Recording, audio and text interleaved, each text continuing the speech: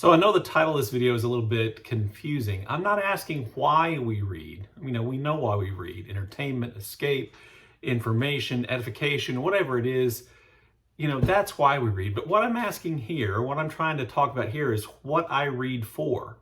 You know, what am I looking for when I read? Hello and welcome back to Bookish, and welcome to another video in which I talk about books, reading, and this video, like many others on these kinds of topics, was inspired by someone else. This one specifically came from a video from Becky from the Bookish Bryants. Great channel, great couple of people. I'll leave a link to their channel down below. Please go check out her original video and their channel altogether. And essentially, she asked this question as well. I can't remember the exact title of her video, but she kind of asked this question as well. She identified herself as a plot-driven reader, that she could overlook a lot of other things if she was really engaged with the plot, if the plot really carried her through. If the plot fell through, the plot didn't work out, or the plot was somehow dropped, or there wasn't enough of a plot, then those were books that she struggled with. And she knows other people, respond more to the writing itself or to other things in books, that's what they're looking for. And so she put out this video as kind of a call for discourse about this topic, and I thought I would make this video to really quickly answer it. And one reason why I'm going to make this video is this is something that I think about fairly regularly, and something I think I've probably changed my opinion on. If memory serves, somewhere in the deep bookish archives, there's a video in which I talk about this subject. And I'm not sure what my answers were then, but I do know what they are, at least for right now, for the time being.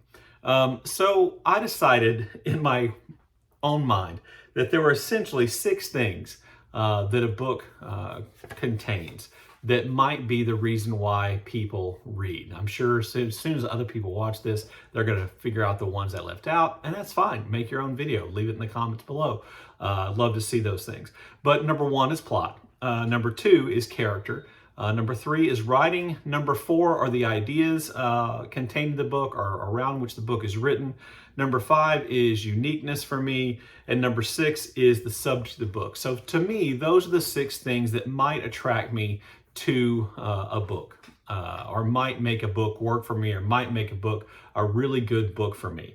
Those are the 6 things. Now, if I were to put them in order of the ones I think are most important, for me, truly great books, the number 1 thing is great writing. So as an example of a book in which I think the writing, more than anything else, is the reason why I love it, is The Septology by Jan Foss, which I've talked about a million times. Now, the writing in this book is a really specific style, fairly unique to the author, and I know it doesn't work for everybody, but it worked great for me. And even though, these are novels with an incredibly minimal plot in which lots of it isn't actually revealed, the writing itself here, as well as the characters and kind of the unique way in which the book is put together, make this a great book, or make these great books from now. And you notice that I mentioned 2 of the other things in here, and the reason 2 of the other 6, characteristics or factors a book can have that would, make it work for me. And that's because I don't think it's ever is just one. For me, it's not just one thing that makes the book work and that can override everything else. It's more an accumulation of things. And if a book has great writing, then the plot doesn't have to be that, great, or that, fast-paced, or that kind of engaging. That I kind of blend all those things together. So none of these books is just one thing. I picked the books I'm using as examples to kind of exemplify which one of those things I think I'm talking about, or which one of those things is important to me in that book. So number 1 for me in any book is writing. That's the most important thing. Second are the ideas. That is kind of like whatever the idea, whatever the organization, whatever the idea the author had beyond a plot that led them to create the characters that way, organize the book that way, write the book that way. That is the second most important factor for me. And so my example of that is Blood Red by the, I believe, Ecuadorian author, Gabriela Ponce, translated from the Spanish by Sarah Booker. I read this book this year, and it's incredibly unique in terms of its main character. And, to give you just some idea of her uniqueness and how that works in the book, she is literally obsessed with holes. holes in the body, holes in other places, literally has an obsession with holes. That's a pretty unique, that's a pretty big idea. To me, that was, an interesting way to organize or to create a character and write a book. The writing also was, I thought, good, which means I think the translation is good. I also thought that it was kind of unique in that way, and so it kind of hit the uniqueness thing as well. The third most important thing for me, I'm going to say, are characters.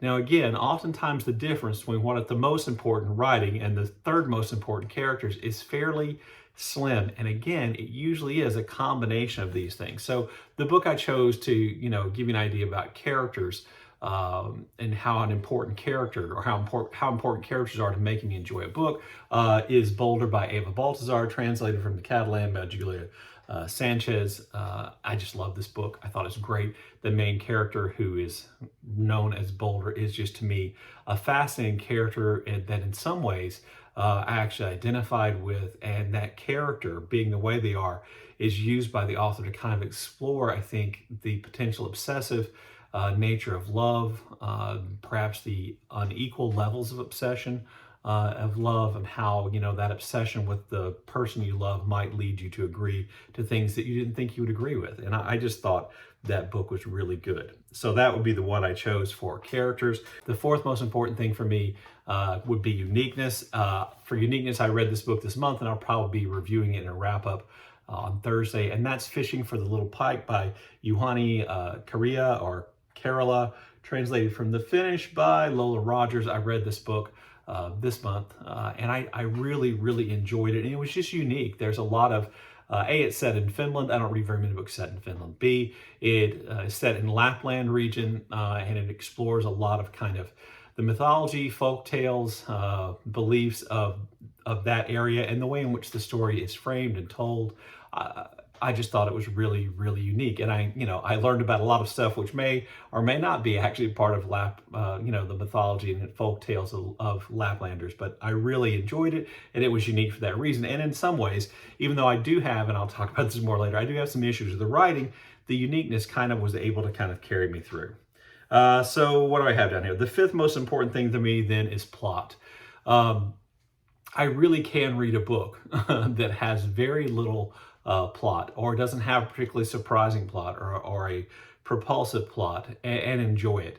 By the same token, I can read a book that does have a plot like that and enjoy it, even though I may not enjoy it as much as the others. It's right here around the difference between 3 and 5 is bigger than the difference between 1 and 3. So to me, the difference between, how much writing matters to, how important maybe the characters are, matters less than this drop off from characters to plot. So the book I chose for a book that I enjoyed and then I liked, that has a propulsive plot, I thought was Yellowface by R.F. Kuang.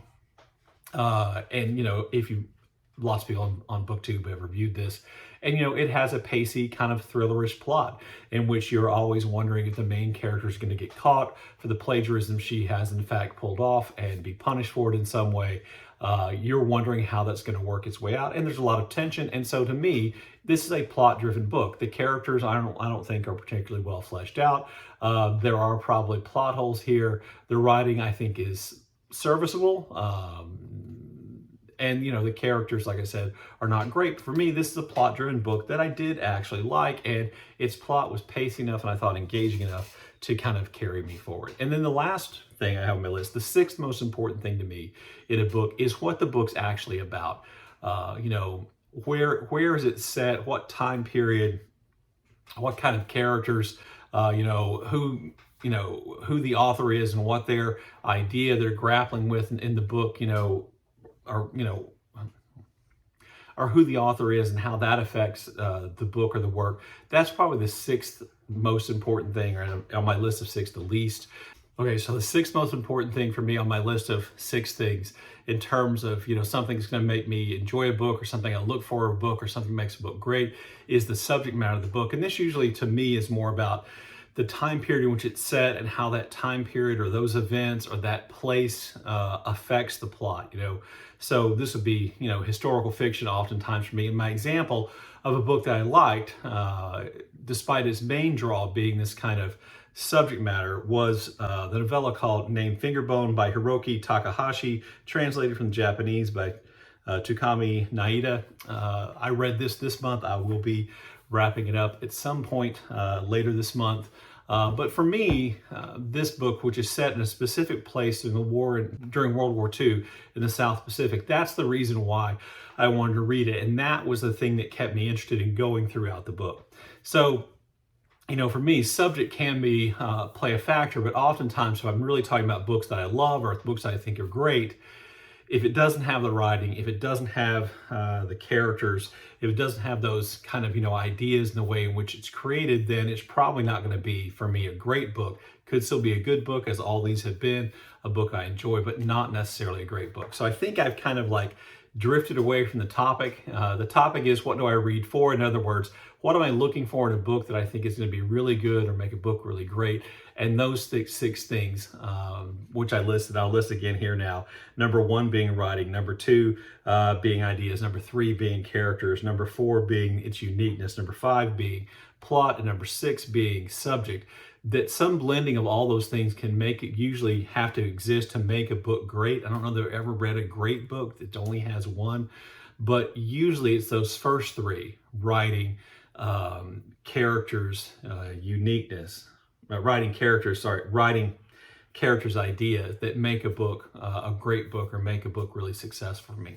Anyway, thanks to Beck for the inspiration. I feel like I've gotten myself confused and maybe you confused in the process, but I'll post it anyway because I always look forward to your comments on these kinds of videos in the comment section below. And as always, thank you for watching.